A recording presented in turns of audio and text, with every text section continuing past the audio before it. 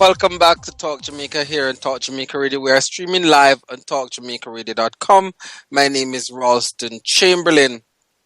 Listeners, it's now time for Talk Vault. Fabian Barracks is a rising star in Jamaican theatre. Barracks, who is the main director and founder of Barracks Entertainment, has produced plays such as Bad Apple, Force Ripe, and now Barrel Picnic. Of note, his productions are not just entertaining, but also have an important message. We're pleased to be joined this afternoon by Fabian Barracks. Good afternoon, Mr. Barracks, and welcome. Hi, thank you for having me. Thank you for having me, Rob. I appreciate it. All right, let me just jump right into it, and I want you to tell us about the recent play, Barrel Picnic. Barrel Picnic. Well, as you know, every year I do a play for youth. In need of youth empowerment. And this year, I searched around and I did so much research. What are the issues affecting youth? And I realized a number of them are suffering from what we call absentee parents.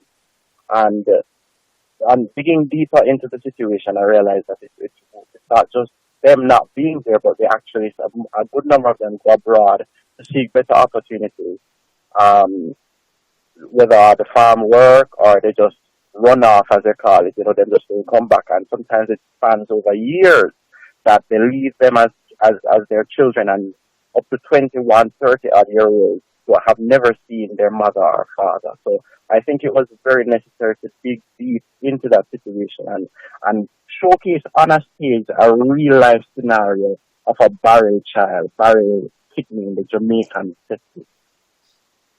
And tell us, Fabian, what has propelled you? What has led you? What is the urge for you going into theatre and the writing of plays? Well, I don't know. I was always different, ever since I remember primary school, when there are little class projects or whatever, I'm always doing extra. Always putting on some skit. Teachers, they come up. I'm the one organizing some kind of skit straight up to when I was at Woolmark. First form, second form, I always branded as this person doing some kind of skit class presentation. So, going into I remember I saw an ad in the paper where Barbara Gludon, they wanted bits for a pantomime. I remember I wrote a nice script. I was so excited about it. My first script that I had Family Remedy. And I got a response from her about a month later after submitting the script saying it was too laborious and it couldn't be produced. And it's coming like somebody just dashed cold water for me. Trust me, it dampened me a whole lot. And then I just say, you know what? I think I'm going to try to produce this on my own just to see that it can be a reality. And that I did. I remember the first, I think it was the second year when I was at UA. I did entertainment and cultural enterprise management. And I remember even taking some of my tuition just because I wanted to fund a part of the production and drawing on certain networks that I had to make it happen. And I was proud.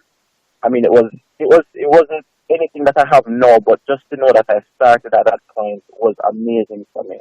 So that's really what started my journey. Just that one no that I got made me want to prove to myself, prove to everybody, the pantomime. I know probably she don't know or whatever, but I want to prove that it can be done. You are not, Fabian, immune to harsh criticism. I hear you speak about that. Your first one that you wrote, criticized by Barbara Gludon. Force Ripe was, in your opinion, heavily criticized, and yet Barrel Picnic came out, or I would say, on top in terms of the criticism. What kept you going, being not daunted by these criticism? I think it's always one, the passion and the fire that I have for the performing arts. Two, always doing something exciting, trying to grow and building on something.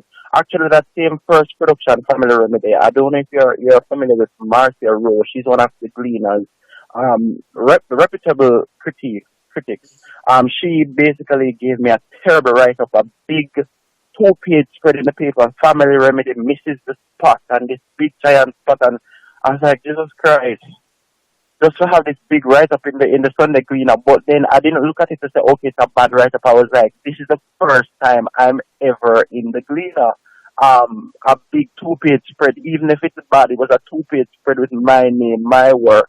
And so every year after that, I realized that I kept on getting reviews, and to even have a critic come out and watch the show um, is enough for me to say, you know, my name is out there, and the work that I'm doing for the youth and the production is getting out there. So now when I have like a 4 stripe last year, who that went under so much that the critics they tear it apart. We had people like Michael Rickard who said that the actors need to be retrained because the directing is off and they need to relearn what they would teach them at Edna, and things like that make you feel bad, but yet still I ended up getting an Actor Boy Award for it, you know. And similarly, Barrel Picnic, you have some people who are not from a certain reality, like they're not aware of the inner city struggles, which often I write about. They're not aware of those things, and they'll criticize me to say, this is not real and it doesn't exist.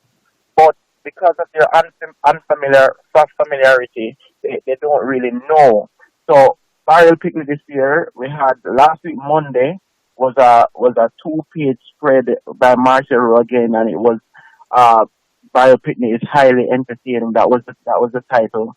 So I can say that God has definitely caused some form of growth, and He's allowed people around me. The first person who gave me that bad write up now has given me such a turnaround. You know, it's a great write up for a work that I really didn't expect. And to be honest, sometimes I do my work and I don't even expect some people to see certain things that that they see in it, because you know, you just write something, you put it out there, you expect it to be entertaining, but you don't know that people just tear it apart and do so much to it, and it sometimes will hurt you.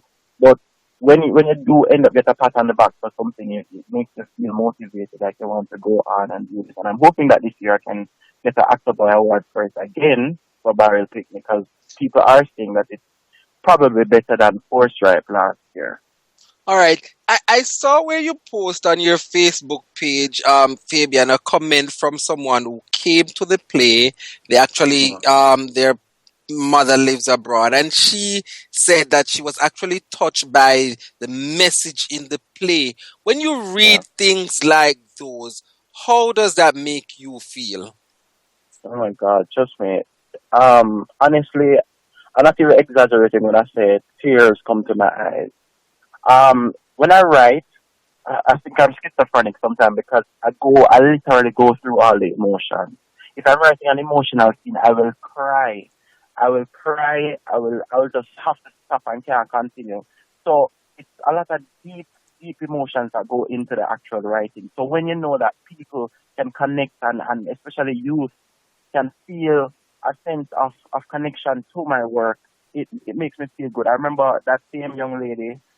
I saw this big commotion outside, like about 3 people were hushing her because she just broke down. She couldn't even watch the rest of the play.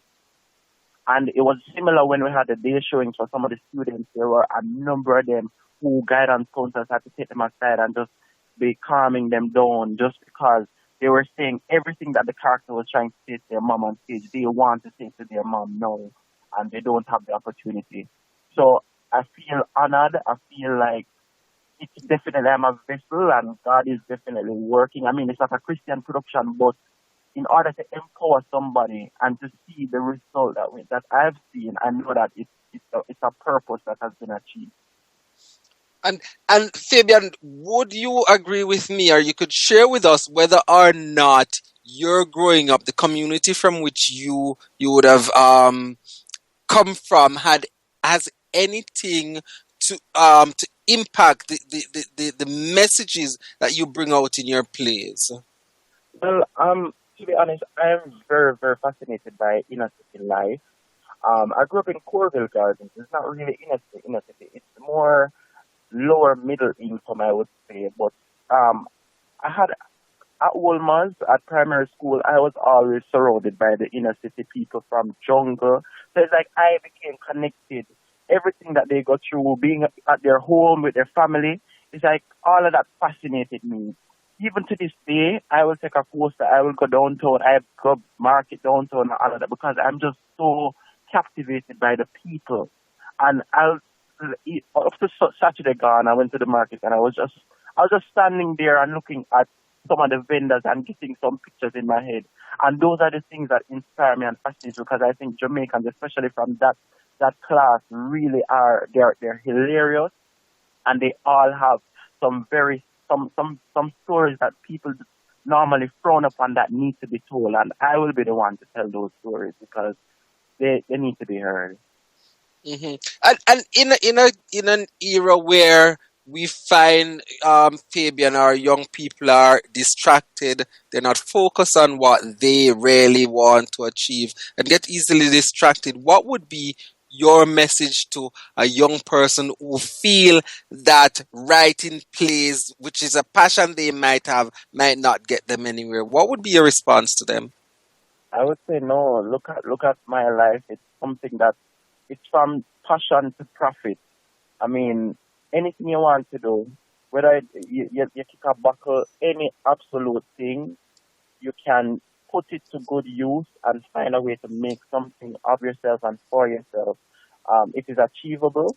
Um, People may say sometimes you daydream or you do things that don't make sense, but once you can channel that energy into something realistic and tangible, it is very important for your success. So any young person, I would advise them to please to just follow your passion, follow your dream, and aim for the stars.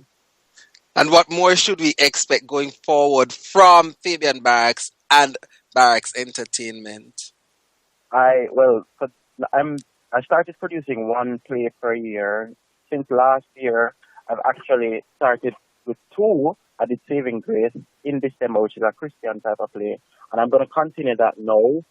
In December, I'm going to have another. Yeah, November, December, I'm having another play, and then again next year two plays. So I'm not going to lose the bat. I'm just going to keep it going, keep producing, keep in the face of Jamaica because I'm growing. I want people to know, that theater is not just entertainment. Theater is really empowerment.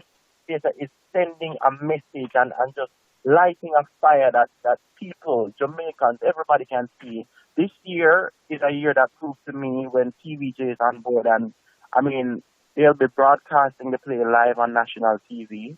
And I think too, based on the message, a lot of people will know the the, the, the name Barracks Entertainment, the name Fabian Barracks, and there's just it's just going up from here. Nothing but going up. All right. Can I wish you all the best, Fabian Barracks? And really, what a better note to end on because I do indeed And believe that you are about empowering if if persons.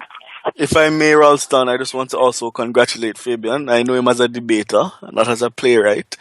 But I've been very proud of him in terms of his success and the quality of his work. So, congrats, sir. Thank you, Ricardo. I appreciate it. All right, Fabian, thank you for having joined us this afternoon in Talk Vault. We look forward to hear more about Barracks Entertainment and about the wonderful work that you're doing.